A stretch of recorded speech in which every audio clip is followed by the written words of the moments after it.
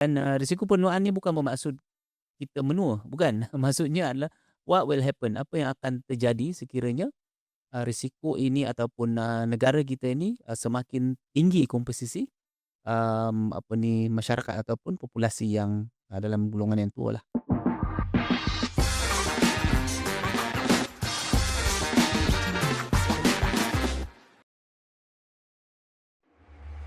Assalamualaikum warahmatullahi wabarakatuh dan salam sejahtera kepada semua penonton dan pendengar Dialog Intelektual. Saya Dr. Hafizah Umar Zaki, pensyarah kanan dari Fakulti Ekonomi dan Pengurusan Universiti Kebangsaan Malaysia, akan berada hari ini sebagai host kepada sesi ini. Baiklah, hari ini kita akan mengupaskan satu isu yang sangat saya kira jarang dibincangkan di kedai kopi. Tapi impaknya bakal dirasai oleh setiap lapisan masyarakat, iaitu hakikat bahawa Malaysia telah menjadi negara menua sejak tahun 2021. Persoalannya, adakah kita menua dengan perlindungan kewangan yang cukup ataupun kita sedang menuju ke arah risiko berganda? Apa itu risiko berganda? Kita akan ketahui dengan lebih lanjut selepas ini. Jadi untuk sesi ini kita bawa bersama kita seorang pakar, pakar dalam bidang kewangan dan juga pengurusan risiko di Fakulti Ekonomi dan Pengurusan, dan oleh itu saya akan perkenalkanlah beliau, iaitu Profesor Madya Dr. Muhammad Hafizuddin Syahbagan.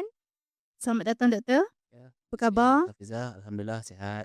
Doktor, memandangkan doktor memang pakar dalam bidang apa tadi, pengurusan risiko dan juga kewangan. Jadi saya nak tanyakan beberapa soalan lah. Yang mungkin doktor, saya tahu doktor memang banyak sangat buat kajian dalam bidang ini. Ya, saya pun ada tengok juga dan baca beberapa kajian tersebut. Ya, di mana doktor ada menyebutkan tentang risiko berganda, iaitu gabungan penuaan penduduk dan jurang perlindungan. Boleh doktor ringkaskan kepada pendengar dan juga penonton sejauh mana seriusnya krisis ini kepada masyarakat dan juga kepada ekonomi negara Malaysia?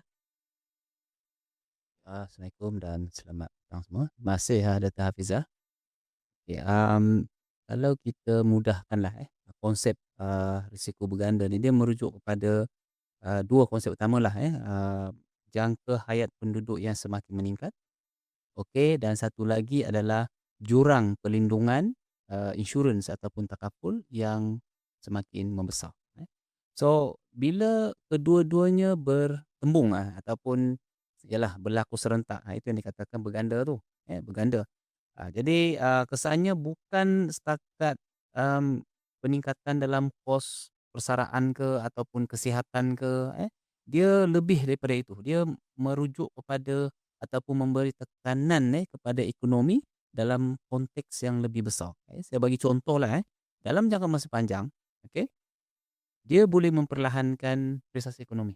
Sebab golongan yang produktif, okey, dan menyokong apa nama ni, yang menua ni, okey, lebih kepada sumbangan ataupun sumbangan kepada kedaian itu akan menurun sebab golongan yang tua ini lebih komposisinya akan meningkat, okey, dan perbelanjaan untuk kesihatan, mungkin terutamanya kesihatanlah akan meningkat kat situ. Jadi prestasi kedaian itu akan menurun dalam jangka masa panjang dan ia juga akan meningkatkan beban fiskal kerajaan.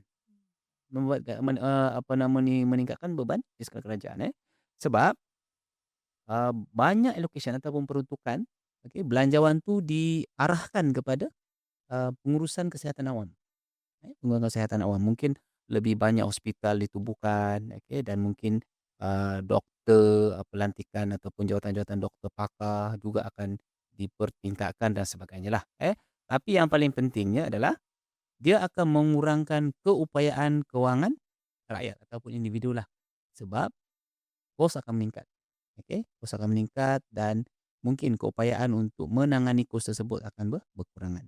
So dalam, erti kata sebenarlah isu ini bukan isu kebajikan atau isu kesihatan semata-mata.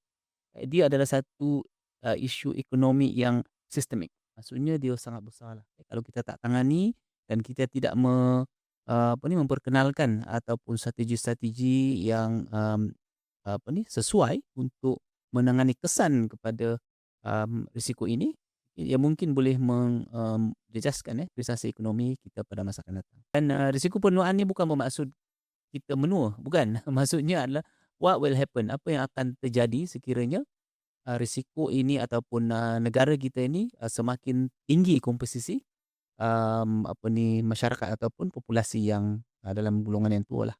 Saya kira strategi yang sesuai yang perlu dibangun oleh kerajaan tu penting ya. Betul betul, Sangat penting. penting ah. Okey. Okey, itu dari sudut apa, secara umumlah ya doktor. Kalau dari segi, kita nak lihat dari perspektif beban kepada golongan muda dan produktif jugalah. Dan apa yang doktor cerita tadi sangat menariklah. Saya pun banyak yang saya baru tahulah. Ya, jadi, jika kita lihat data, ya, data nisbah tanggungan warga emas meningkat kepada 11.4 pada tahun 2025, tahun lepas. Ini bermakna setiap 100 pekerja perlu menanggung kira-kira 11 warga emas. Ya. Jadi bagaimana ketersediaan perlindungan insurans atau takaful ini sebenarnya menekan bajet negara dan produktiviti isi rumah secara jangka panjang. Boleh doktor jelaskan? Okey, ya, Doktor. Sebenarnya angka tadi itu agak membimbangkan Hmm. maksudnya setiap 100 pekerja yang produktif Hmm. ni akan menanggung, lebih kurang 11, lebih daripada 11, Hmm. warga tua lah ataupun warga emas, Hmm. 60 tahun dan ke atas. Jadi kalau kita, melihat kepada angka ini, maksudnya lebih lebih ramai berbanding sebelum ni lah. Sebab kalau berdasarkan daripada, laporan yang dikeluarkan oleh, Jabatan Perangkaan Malaysia, okey, angka 11.4 ini sebenarnya agak, menunjukkan satu ataupun menunjukkan kebimbangan lah sebenarnya.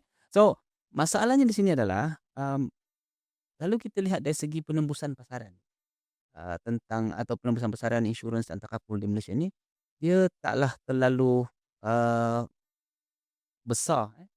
Okey, so dia tak macam, Jepun ataupun negara lain yang seorang individu itu mempunyai lebih daripada satu perlindungan. Di Malaysia ni, bukan semua, hanya lebih kurang dalam 56 ke 58% sahaja penembusan Hmm. pasaran. Okey, kalau takaful dalam 19%. So dia agak rendah lah, agak rendah. So bermaksud bukan semua, penduduk Malaysia ni mempunyai perlindungan takaful ataupun perlindungan insurans kan. Okey, so bila perlindungan ni, kurang tidak mencukupi. Bermaksud mungkin kita ada insurans, kita ada takaful, tapi perlindungannya tidak mampu, apa ni, melindungi ataupun, tidak mampu mengurangkan, beban kerugian yang bakal berlaku. Contoh, saya bagi contohlah, kita ada takaful dengan perlindungan 200,000, Mhm. 200,000. Tapi kalau, kerugian yang berlaku adalah kurang daripada 200,000, then okeylah dia boleh cover. Mhm. Tapi kalau more than that, bermaksud kita terkurang Hmm. insurans, Insurans. insurans kan. So di peringkat isi rumah, okey, ataupun bila ialah, insurans ataupun terkurang insurans ni, maksudnya, individu tersebut akan memindahkan beban itu kepada dua pihak. Mhm. Satu kepada keluarga, Hmm. satu lagi kepada tak lain tak bukanlah kerajaan Kerajaan. kan. Jadi kalau boleh kita tak naklah yang kedua ni, semua dekat kerajaan. Sekarang pun dengan kerajaan, subsidi yang tinggi dan sebagainya. So, ini yang kita cuba nak uruskan, kita nak minimizekan impact dia lah kan. So di peringkat isi rumah, okey, apa yang akan berlaku? Yang pertama, simpanan isi rumah ni yang sepatutnya digunakan untuk persaraan ke, untuk kecemasan ke sebagainya, terpaksa digunakan untuk membayar kos kesihatan. Kan itu yang pertama. Yang kedua, perbelanjaan-perbelanjaan lain yang produktif seperti pendidikan, terpaksa digunakan untuk membiayai kos kesihatan, kan. Dan akhir sekali, yang ketiga, okey, mungkin ada yang terpaksa berhenti kerja Mhm. ataupun mengurangkan waktu bekerja. So, Bila 3 situasi ini berlaku, apa kesan dia kepada ekonomi negara? Produktiviti kita akan menurun. So prestasi, KDNK akan terjejaslah kan. Okey, jadi bila, ialah ketiga-tiga ini berlaku bermaksud, okey, dia bukan dalam skala yang kecil, dia dalam skala yang besar.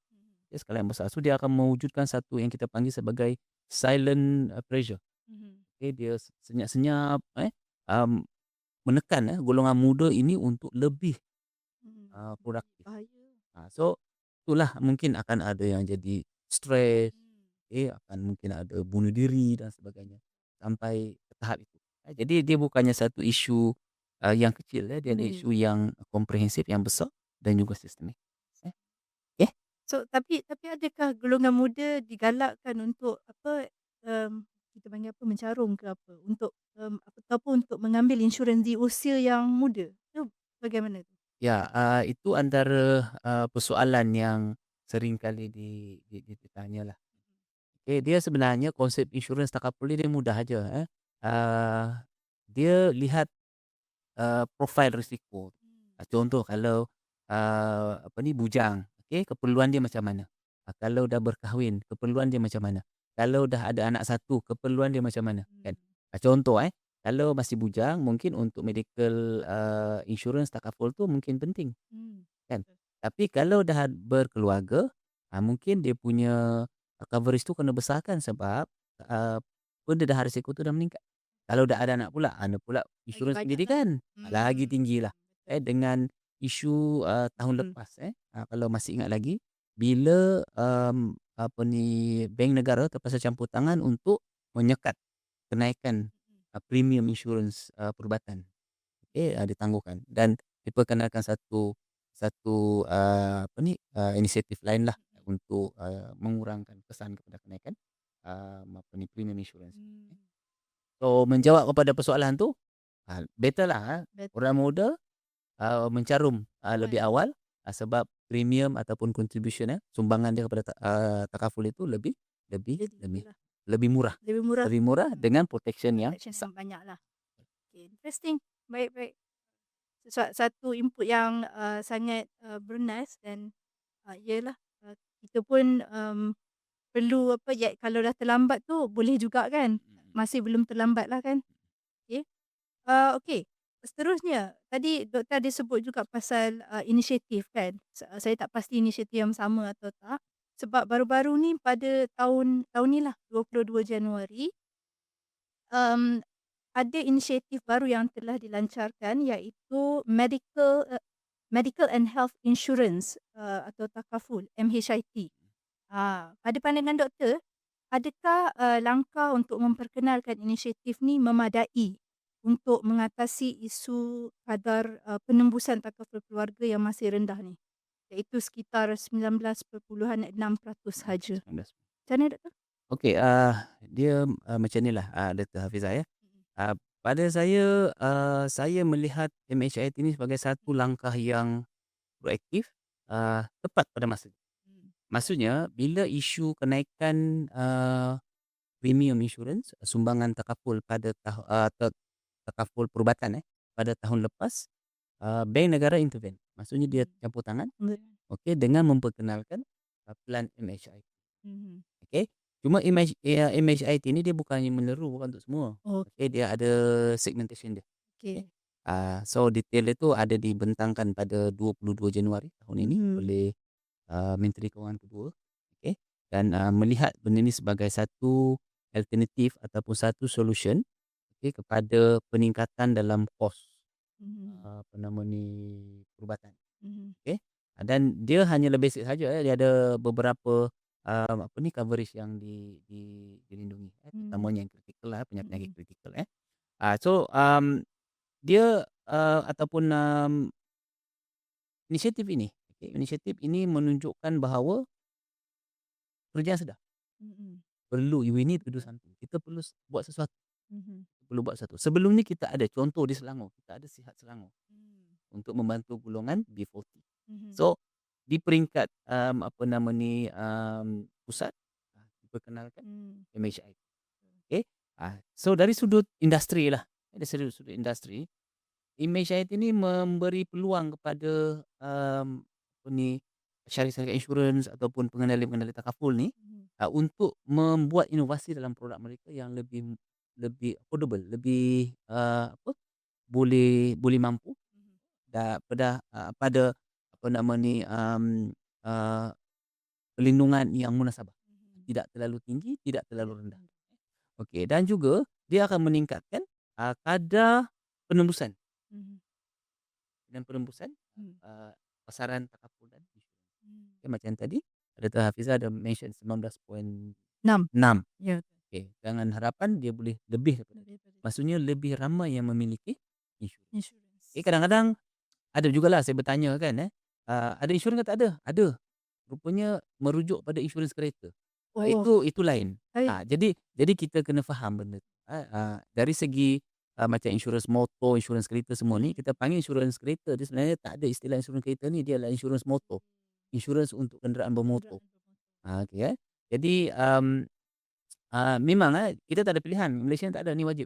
So kalau ada, 30 juta kenderaan, so 30 juta kenderaan tu Kalau takkan yang insurans ada dan insurans. insurans yang macam HIT ke apa insurans nyawa ke apa? Dia medical, Medical. dia medical, Medical insurance lah medical termasuklah insurance. nyawa semua. Itu tak, dia untuk Kesihatan kesihatan sahaja. kesihatan Sebab sahaja. dia nak try untuk, apa ni, minimumkan impact kenaikan premium insurans dan juga, apa ni, sumbangan takaful yang yang telah menjadi satu isu besarlah pada tahun Mhm. lepas, hujung tahun lepas kan. So, um, dari segi sebenarnya Imagination ni bagus, tapi Mhm. dia mungkin ada isu sedikit berkaitan dengan pelaksanaan dia. Pernah dengar tak perlindungan tenang? Tak pernah. Perlindungan tenang ni diperkenalkan juga oleh Bank Negara, pada tak silap saya awal, 2000 2012, 2013, 2014 lebih kurang macam Oh. itulah, ataupun mungkin ke Mhm. depan sedikit, saya tak berapa pasti dia punya. Cuma dia design khas untuk golongan B40, okey. Bayaran serendah RM10 setahun Mhm. untuk perlindungan sehingga 20 ke 40 ribu untuk perlindungan. Walau bagaimanapun take up-nya sangat-sangat rendah. Adakah dia Kenapa tu, disebabkan Doktor? kesedaran mungkin, ataupun memang dia tak nak, memang dia tak nak Mhm. kan. So, tapi bila ada kajian yang kami telah jalankan, seakan-akan dia sebenarnya nak, tapi dia tidak ada keupayaan kewangan. So Mmm. saya sebut tadi, dia akan menjejaskan keupayaan kewangan penduduk. Okey. So dulu kita sibuk dengan apa ni, financial literacy, literasi Mhm. kewangan semua. Dia pandai tapi dia tak ada duit nak diuruskan. Pun tak boleh juga kan. Mhm. Semasa dia kena bergerak bersama. Keupayaan kewangan dan juga financial literacy. Okey. So, kalau, tidak diuruskan dengan baik Mhm. untuk MHIT ni, saya takut-takut dia macam Dia lindungan jadi tenang macam je lah. dengan tenang tu kan. Setenang-tenangnya. Yang tenang tu ada lagi tak? Masih ada, Masih tapi ada? dia sangat tenang sekarang ni. Okey, so implikasinya mungkin akan terhadlah. So, mungkin kerajaan atau pimpinan negara Malaysia kena melihat semula cara pelaksanaan dia Mhm. Mhm. supaya dia lebih baik, lebih, apa ni, mencapai sasaran dia. Mhm. Kita ambil contoh di Singapura, Mhm. perlindungan yang serupa, tapi untuk keseluruhan penduduk dia. Penduduk. Di Jerman pun sama, okey. Tapi di Malaysia ni hanya golongan-golongan tertentu. Tentulah. Okey, yang layaklah, bukan layaklah, yang sepatutnya dilindungilah, kan. Mhm. Okey. Jadi, dia dalam insurans dia ada satu hukum, Mhm. hukum bilangan besar. Maksudnya, semakin besar pendedahan suatu risiko tu, Mhm. jangkaan kerugian dengan kerugian sebenar tu semakin hampir. Mhm. Okey. Jadi, bila semakin hampir, syarikat-syarikat insurans ni, syarikat takaful ni, dia boleh menjangkakan kerugian dia dan dia boleh mempengaruhi jumlah premium dan juga contribution yang dibayar oleh klien. So, dia boleh menurunkan. Oh, interesting. So, kalau dia tak semua, bermaksud mungkin Mhm. dalam jangka masa panjang, MHIT ni mungkin ada masalah ataupun berhadapan dengan isu untuk maintain pada Mungkin. harga yang rendah ini. Mhm. Walaupun dia basickan dia dalam 80 ke 120 dalam sebulan. Okey, so jadi pada saya MHIT ni satu satu yang baik, tapi dia bukannya final solution.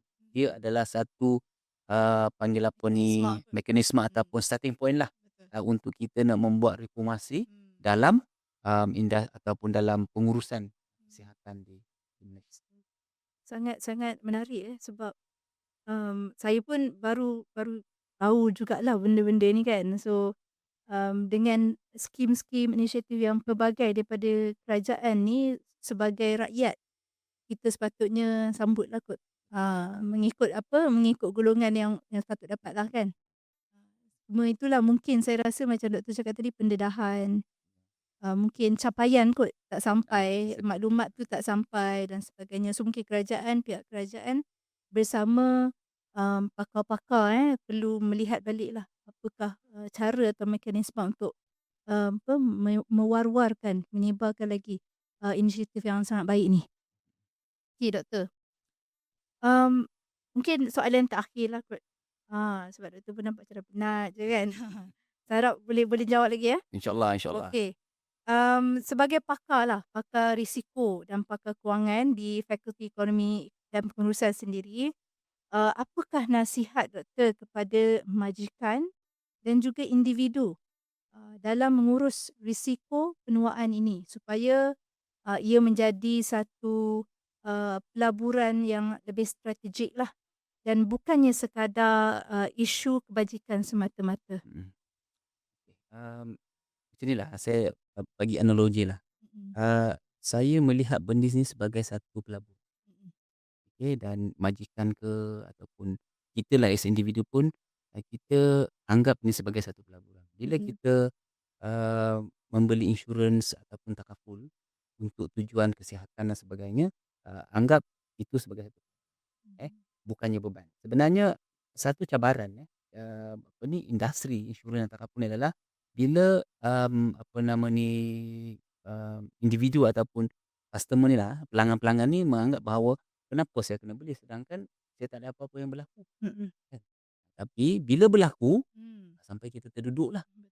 baru kita, "Oi, kenapa saya tak ambil dulu, kenapa saya tak ambil dulu," kan. So, it's too late. Itu yang saya maksudkan tadi, ambil sebelum dia Mhm, dia ada dia punya, panggil apa, rules of thumb lah. mhm, Ambil dalam masa muda, okey, ataupun beli, insurans ataupun masa muda sebelum sakit.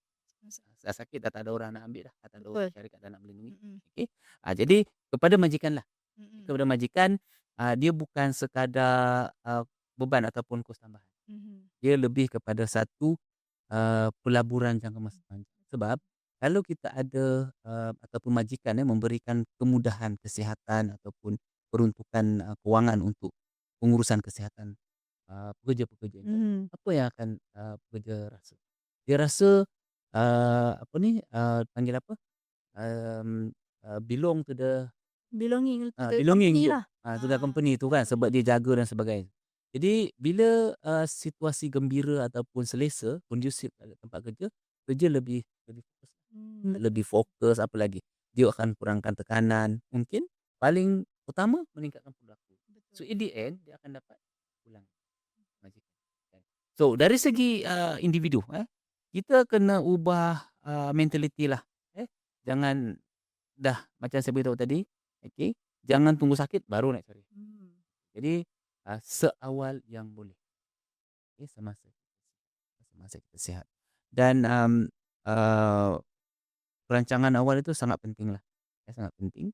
Okey, mungkin, contohnya, selalu dalam kuliah saya ataupun dalam sharing, saya selalu ingatkan pelajar-pelajar lah, okey, mungkin pelajar ni dah ada perlindungan, mhm, parents dah ambil, cuma diorang tak tahu. hmm, Benda-benda ni lah yang kita kena acknowledge mereka, kena bagi tahu kat mereka, you kena tahu. Dia kena tahu benda-benda macam ni kan.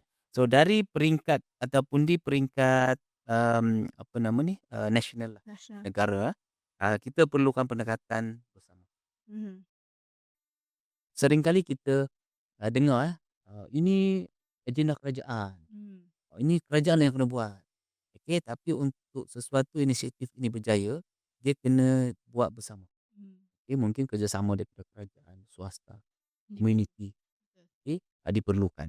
Sebab kerajaan ni akan bertindak sebagai pemudahkan. Mhm, Maksudnya mungkin dia akan dapatkan peruntukan. Okey, apa pula, apa nama ni, tindakan pihak swasta atau mhm, pemajikan? Mungkin dia akan menjadi sebagai penyokong kepada kerajaan tu. Dari segi apa? Resources kan. Dan juga dari segi ataupun di peringkat individu, apa yang akan dia buat? Pengurusan risiko dia. Diri sendiri. Contoh, beli beli, apa ni Tapi kadang-kadang orang, masyarakat ni, saya pun dulu macam tu lah kan, bila apa, penjual insurans datang kan, kita takut kan, kita rasa macam, "Alamak, nak kenapa? Nak kena dengar ke? Nak kena beli ke?" Kenapa tu? Agak-agak kenapa ya? dia dia, perception tu, Perception eh? perception. Sebab itu yang saya beritahu tadi kan, kenapa kita nak beli benda yang kita tak nampak Time tu sihat eh? dan sihat kan.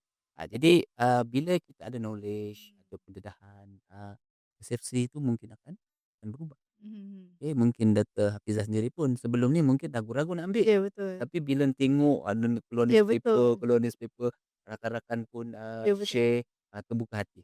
So, Ya. kita melihat benda ni sebagai satu, apa ni, mungkin sahaja, bukan sahaja kepada, isu, tidak percaya, tetapi persepsi. Persepsi tu kan. Jadi, inilah, dari segi, kerajaan, majikan ataupun swasta, individu peranan masing-masing. Mhm. Jadi bila kita, mmm, apa nama ni, menjalankan tanggungjawab peranan kita masing-masing, InsyaAllah, apa nama ni, pengurusan, Terus kesihatan di negara kita mungkin akan lebih baik. So akhirnya, kalau kita buat dengan betul, hmm. okey, kalau kita buat dengan betul, InsyaAllah kita akan mencapai, pengurusan segi lebih baik dan lebih besar. Okey. Wah, hebat eh. Input yang sangat, bermakna, mempunyai pesanan-pesanan yang sangat, mendalamlah untuk, semua generasi sebenarnya. Terutamanya yang muda lah untuk, kita supaya kita, menggalakkan yang muda lebih, giatlah untuk, mencarum dalam, insurans, kesihatan diri sendiri sebenarnya ya, untuk diri sendiri.